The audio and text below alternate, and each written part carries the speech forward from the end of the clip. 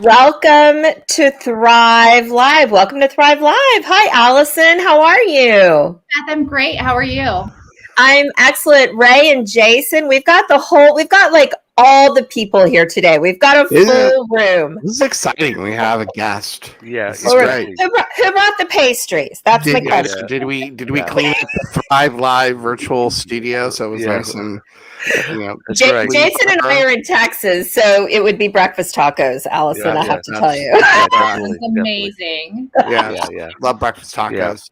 Excellent. So we're Yeah. super excited to have Allison from Engage Mentoring on the show. So Allison and I started talking a couple of months ago about mentoring and a lot of the really cool things, excuse me, that Engage Mentoring is involved with. And I was really, really impressed with what they're doing. Traditionally, mentoring has been, an amazing journey for people. I've had amazing mentors in my life and privately and through companies that I've worked with. And I've just really, really enjoyed it. But one of the things, especially if you're in an organization, that was always really difficult was just some of the planning and logistics around doing a mentorship program. There was so much heavy lifting on the administrative piece of things that sometimes you felt like you were doing that more than you were engaging in actual, mentoring program. And so Allison's organization, Engage, has come up with some just amazing tools that have automated that process. And so, as we talk this year about really 2023 is really going to be the big year for AI, artificial intelligence, to come into place. We're really starting to talk a lot about that here at Thrive. And so we'd love to, kick it off to Allison and have her talk a lot about what Engage is doing right now and how they're just really revolutionizing what's going on in mentoring. Yeah. Well, thank you, Jason. I'm so thrilled to be here. And I've been so impressed with everything that Thrive does and what you stand for. And we're just so excited to not only align with your organization, but to have the opportunity to chat today. No one can refute the power of a great mentor. I mean, we can all sort of reflect on that and think about. And so many organizations, when they have attempted to sort of replicate that, we want to provide that to our employees. As you said, it sounds simple. And so many organizations will start with just an Excel document and say, okay, we're going to match people. And it just fails to take into account all of the many nuances of how to really, execute on that well. And I can't tell you how many companies we've talked to or clients we've talked to that had a 20-person mentoring program, and it was practically a full-time job for somebody. And nobody wants to, as a result, a lot of times organizations will shy away from that. And they'll say, we don't have time for this. We're going to train our employees in other ways. And it's unfortunate because it is such a powerful way to address so many things that are top of mind for so many employers, including succession planning and training and development, and even diversity, equity, and inclusion. In fact, we would argue in that space that access to relationships is no longer a nice to have. It's a need to have. And when you look at the generation of today and the workforce that's coming into the organization right now, they're looking for development opportunities. They're looking for very different things. They're very astute in what the questions that they're asking and what they're looking for from an employer perspective. And so the last thing I'll share with that is so many employers, they've gotten the memo that people leave people. So they're investing in executive development or executive coaching for their executives. And they might have some leadership development for their existing leaders and their high potentials. But often they're missing the mark on the development opportunities for the employees who are at the greatest risk for attrition. And mentoring is such a powerful strategy to meet people where they are. And so, again, we're just excited to align with you and sort of carrying forward that message, and that, it's not a nice to have, it's actually a need to have. And we're proud of the work that we do because it's not also just for the really large companies. So, if most companies who try to construct a program, they have a ton of resources and they think all they need is software. And we know that's not true, but often those smaller companies, those mid-market companies, they don't even attempt to because they don't think they have the bandwidth or the resources. And that's where we can come in and really help impact those markets too. Can you talk a little bit about how you have helped smaller companies with the mentoring process? I thought that was so amazing what you do. Could you elaborate on that a little bit? Sure. So with any company, regardless of size, we come in first, understand what it is we're trying to accomplish and what some of their current metrics really look like.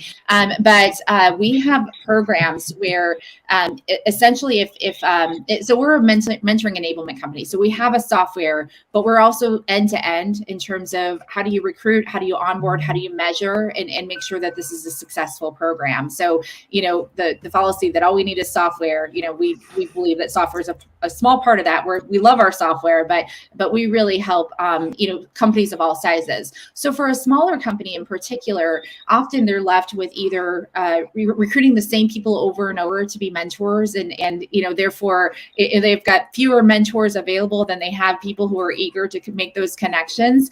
It's very easy to sort of burn out on kind of the same people and the same sort of program. And so for those smaller employers, our shared model is just a fantastic opportunity because basically any company with us that has less than 100 employees on the platform is automatically part of a shared model where they're able to access mentors both inside and outside of the company. So it eases the pressure for any one employer to have to come up with all of the available mentors, and then it also allows for exposure, to people outside of their industry, because it's all based on topics.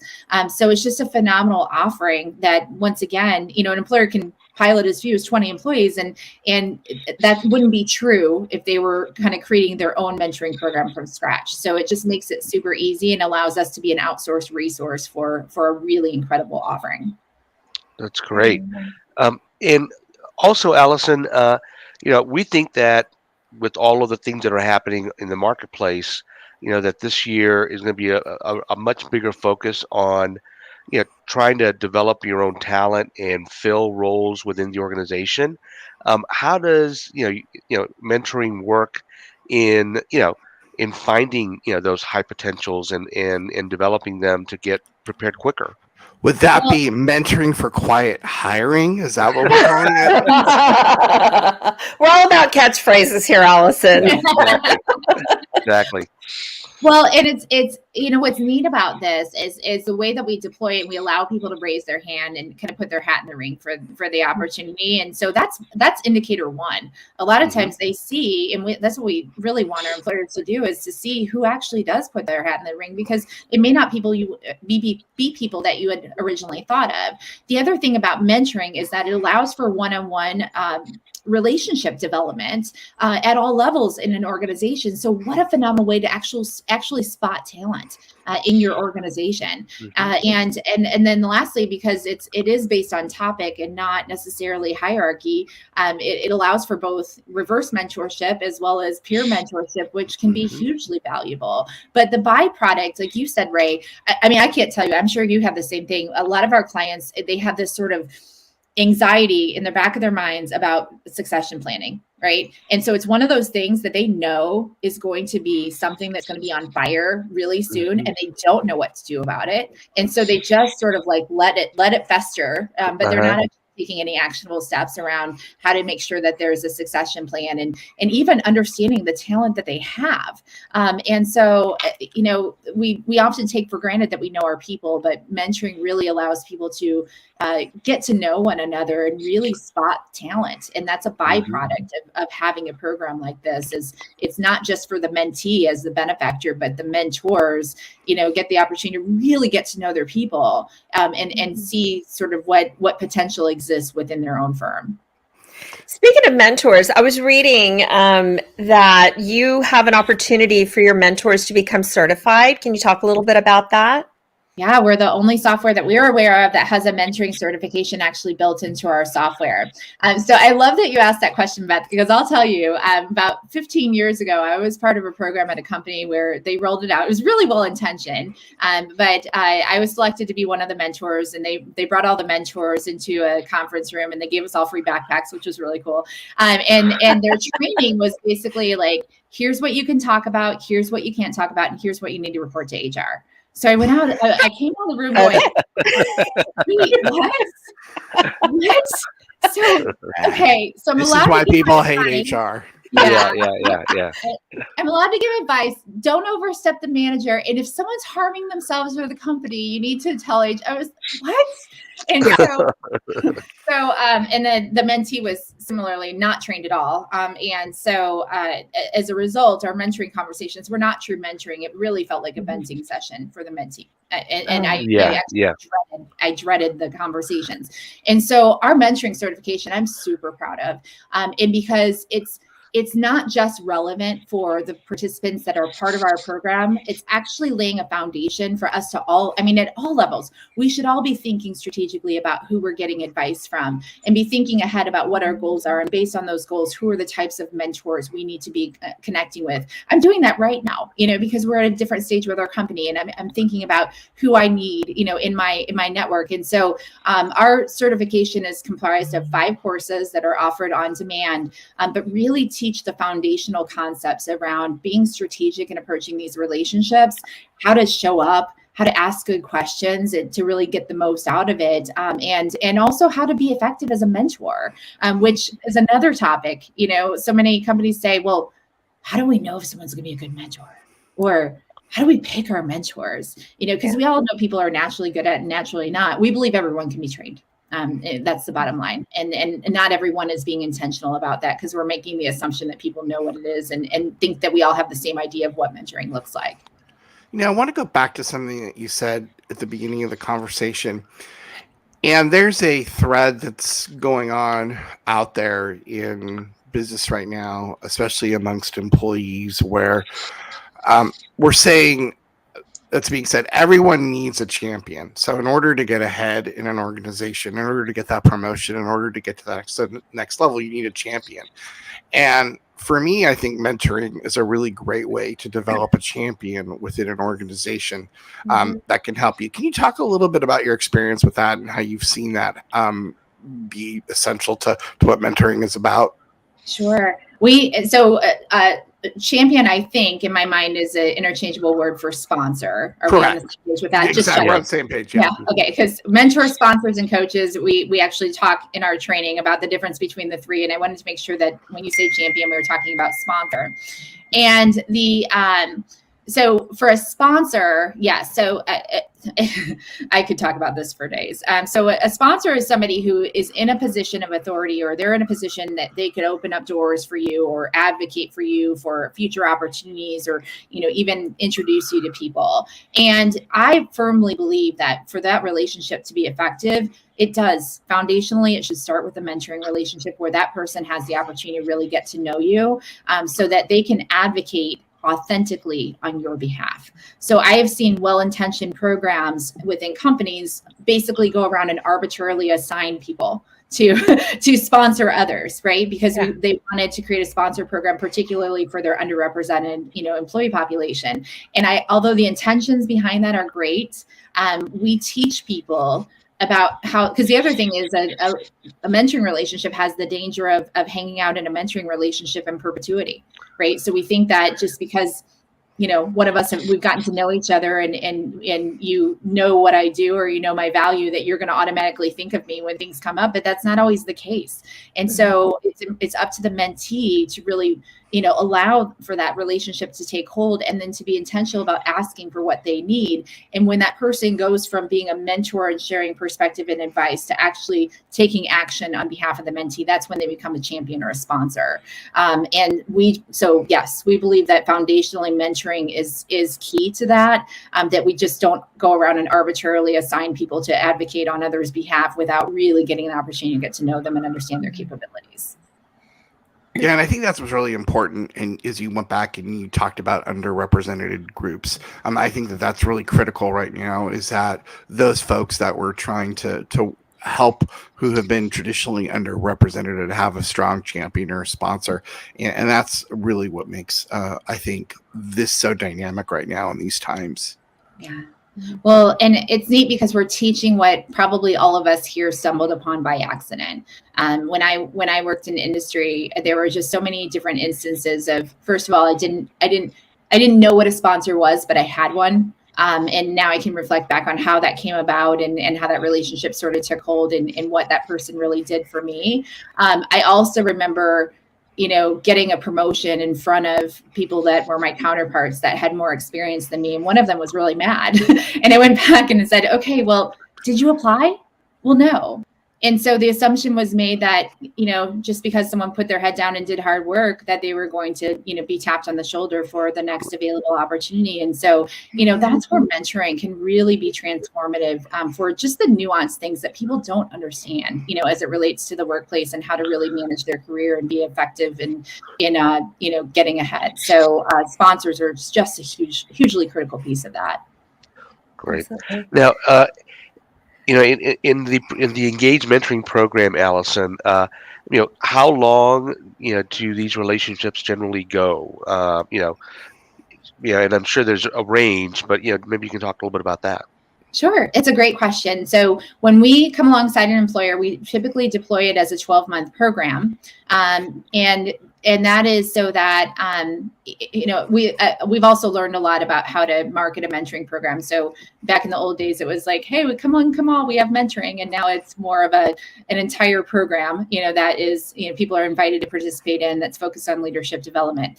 So that's the first thing. So to answer your question directly is in that 12-month period, each mentoring relationship is for 3 one-hour sessions over the course of a quarter. So the design of it is that each quarter I get to select a topic, and then I get to select a mentor to work with me on that topic and take advantage of supplemental learning. So in session 3, mentor and mentee get to decide how and if they want to remain connected and what that looks like. And that can range from more formalized sessions.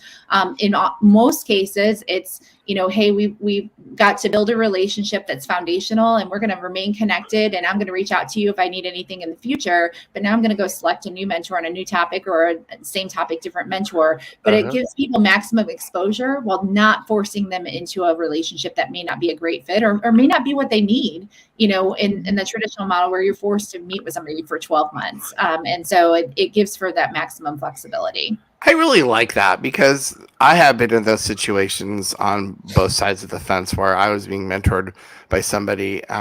I just felt like, okay, this has run its course, but how do I gently get out of this? Because I don't want to just dodge the phone calls and decline the invitations. And then there were people that I knew that were like kind of sick of hearing from me. Hey, my shelf life is over. So I realized you don't want to talk to me anymore. I get it. And so, I think that's great that you put a time limit on it. I think that makes a huge amount of sense. Now, a question for you. How do you recommend that a mentor gets selected for a particular, individual? There's different schools of thought in terms of you select somebody who has skills and competencies that you don't have so you can learn from that person. You look at somebody who's inside the industry or outside. I mean, there's all these different schools of thought.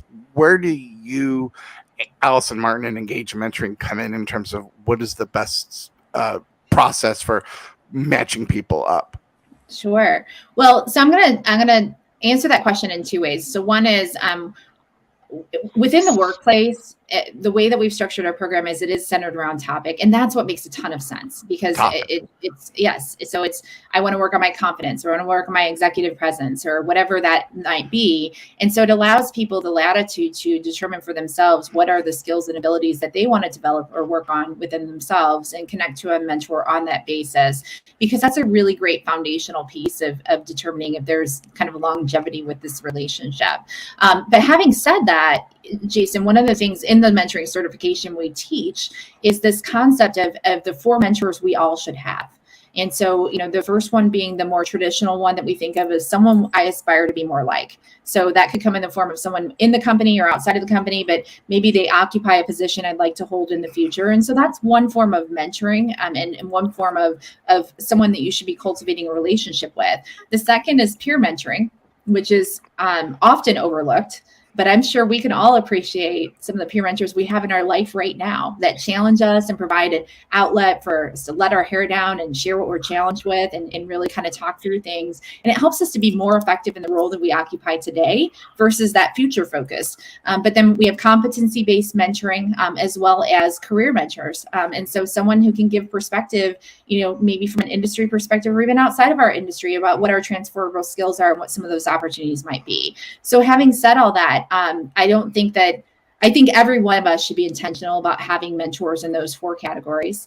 And for us, from a workplace mentoring perspective, we want to make sure that it's measurable in providing the outcomes that we want to see from a workforce perspective. So ours is focused on competency.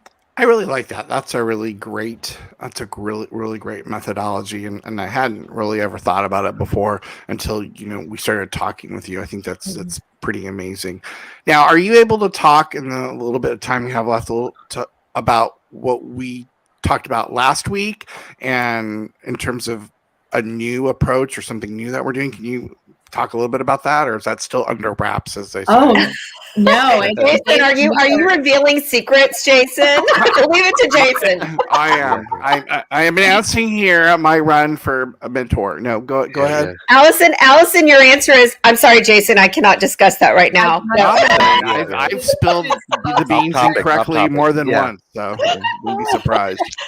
Jason, I could not be more excited to be partnering with you on our HR Leadership Forum. So I would love to talk about that. So let me just say, first of all, it has been validated over and over again that this program is so needed. So many people who work in the HR space, first of all, they're evaluating development opportunities for their employees, and rarely do they get to take advantage of those for themselves. And so they may join really worthy, wonderful organizations like SHRM and other associations. But a lot of times what they tell us is that they're being kind of talked at when they go to things like that. And again, not to be critical, those are great organizations and very worthy with what they do. But there isn't anything out there that really provides that structured one-on-one mentoring for HR professionals, and an opportunity to collaborate with others on resources that can be really helpful in helping them move the needle in all the areas that they're responsible for. It is, I would argue there's never been a harder time to be an HR professional. And we even learned recently that a lot of them have their LinkedIns locked down because of just the solicitations for like recruiters and, other things. And again, I've got nothing against, that industry. All I'm saying is there's a lot of noise in this space. And so HR leaders are inundated with a lot of different, resources and things and newfound, technologies or whatever. And so we wanted to create a space for HR leaders to be able to collaborate with one another, share what they're working on, share what's been helpful, share other resources, and then have the ability to connect for one-on-one mentoring, just like their employees have been historically. And so that's why we're collaborating with Thrive on this HR Leadership Forum, which is open to all HR professionals. And it is a structured mentoring program specifically for that audience that also allows, we're able to award 5 hours of SHRM credits annually for their participation in this program, which is, from what I understand, very valuable for that professional. And so, yeah, we're thrilled to combine your incredible expertise with our technology to make this offering that I think is going to be really significant. So, yeah, thanks for giving me the space to talk about it. Jason, I'd love to hear your thoughts on it too. Yeah, it's awesome. So we're really looking forward to it. So it'll be a really great opportunity to connect with people in the space. And we're going to have a track. I think potentially we may have, each of us have a separate track. So if you want to work with Ray, and he has some specific expertise that I don't have, and if you want to work with me on some of the things that I've done, you can do that. So I think we're going to offer up 2 tracks, and we're going to be able to do some mentoring for the folks out there that want to work with us. And so we're really thrilled to be able to do that and partner with you. And we think it's going to be a really great program for us to start off 2023 with. So we're excited about it. We are too. Very exciting. Yep. Okay, Allison, thank you so much. Ray, any Allison, how do we get a hold of you if we have a customer that wants to talk to you, wants to roll out your product, wants to get more information about the amazing Engage Mentoring? How do we get in touch with you? Well, engagementoring.com is the best possible way to learn more about our programs and resources, including the new HR Leadership Forum. There's information about that now live on our website, accessible from the menu. And then I'm also on LinkedIn if anybody wanted to connect directly. But engagementoring.com is the best way to learn more and get in touch with us. But thank you for the opportunity. Yeah, fantastic. Thank you so much, Allison, for being on, and we so appreciate you and everything that you're doing in the mentoring space. Really Yep. Thank excited you very about this much. collaboration for sure. And if you need to get in touch with Jason or Ray, it's Thrive at thrivehrconsulting.com. And we look forward to seeing you again, Allison. We're going to do some follow-up shows. So we'll see how this program rolls out. I'm super excited for everyone. Thank you. Can't All right, wait. talk later. So All right, bye. See you Thanks, later. Bye. everyone. Thank you. Have a great day. Bye-bye. Bye. Bye. Thanks again for joining us. Please remember to search Thrive HR Consulting on social media and wherever you listen to podcasts. Subscribe, follow, and share to make that connection. To get an invite to our Slack channel, just comment or drop us an email at thrive@thrivehrconsulting.com. See you next time.